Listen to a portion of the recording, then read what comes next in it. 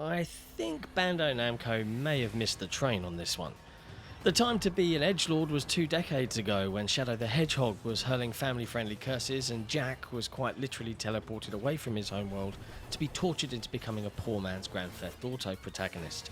I think the closest edgelord example I can think of between an old franchise like Pac-Man would be when Bomberman had its emo Bomberman Zero phase. But unlike that game, Bandai Namco's latest 2D Metroidvania Shadow Labyrinth is actually pretty good. Surprisingly so, even.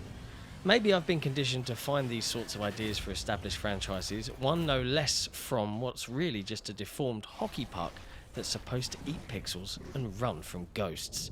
This is the XboxEra review for Shadow Labyrinth. Shadow Labyrinth starts us off with an isometric view of a video game player out in the streets of some unnamed city. A few moments after slamming the start button, that hooded game enjoyer disappears into the night, and we find ourselves in some decrepit wasteland being awoken by Pac-Man himself in all of his robotic fervour. Sorry, no, this thing's name is actually Puck, which is a shortened version of what I learned was supposed to be Pac-Man's original name, Puck-Man. Apologies, my Namco history stops squarely at Ace Combat, Pac-Man World and the Idolmaster, but you don't need any of that to appreciate what can only be a twisted take on the developer's beloved property.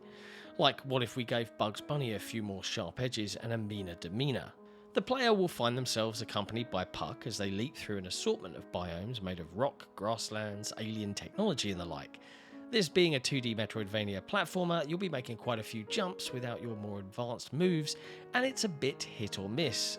Our player character is generally quite responsive, but the creepy hooded figure had this forward momentum to his jumps that can be difficult to manipulate and can cause quite a few missed ones that lead to a bit of frustration.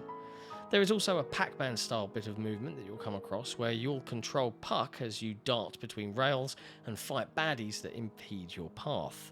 This movement mechanic is fine, but it can be difficult to land certain jumps, and the player is only allowed to either jump off the rails or do a rising slash style of an attack, which can limit your options.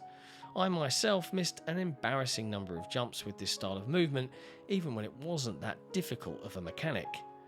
Speaking of attacking, you'll be fighting plenty of baddies. There's a decent enemy variety in Shadow Labyrinth, even with boss types. You have your typical 3-way combo that can expand as you progress through the game, and once you unlock Punk's Gaia form, a giant Pac-Man infused mech thingy, you can begin eating all the enemies you see to collect resources, such as spines and shells, to unlock perks from the shopkeeper. As if the game wanted you to know how edgy it is, Puck will eat enemies and bosses whole, God Eater style, complete with a crude and vile version of everyone's favourite yellow hockey puck as he comically lets out a burp after his meal. Enemies can get annoying, but they're generally easy to trick as long as you keep moving and position yourself right. But they can overwhelm you, and thanks to how slippery number 8 can be, you'll likely crash into groups of them and die a few times. Thankfully, there's a decent number of Miku souls and checkpoints littered about. Miku souls are points of travel and fill up your heals, while checkpoints simply respawn you closer to your last location of death. And following up on the baddies, they're not hard. Bosses are easy, and you'll likely only die if you're flailing about and or not giving it your all. Although, to be fair, not every boss is engaging enough to care, with only some key fights really kicking off the adrenaline.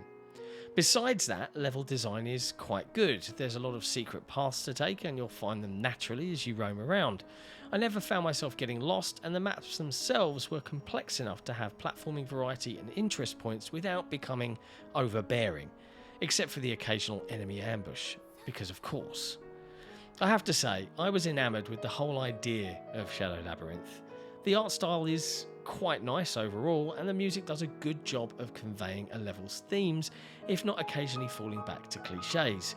But I do want to note that the game is somehow also fairly ugly. It's akin to a 2D platformer from Miniclip blown up to a 4K screen, except this is coming from a giant video game conglomerate.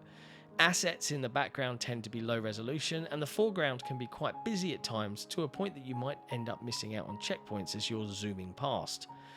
But the Namco references stand out, if not covered in scratches or melded in ways that only a mind raised in the noughties would really be able to accomplish.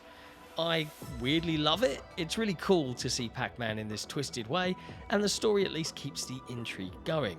I won't say much more on the plot, it's quite the maze after all. I also learned that there was some sort of TV show that featured Shadow Labyrinth, Secret Level it was called, and one of our team actually did review it. Did I personally watch it? No. TVs and movies aren't my cup of tea. I've not the attention span for it. I'd much rather min-max games to oblivion. I'm just throwing this out there in case you'd like another medium to watch Pac-Man bleed his foes out dry. But I digress. Shadow Labyrinth is a solid 2D Metroidvania, and I enjoyed it a fair bit. Its edginess has a lot of spunk and charm, level design is solid, platforming is varied, and the progression is paced well. If you dig the idea of Pac-Man eating people as you explore a world pervaded in turmoil, this one's probably worth checking out.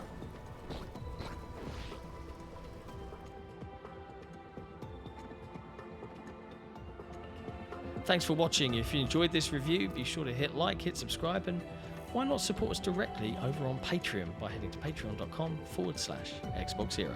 And we'll see you next time.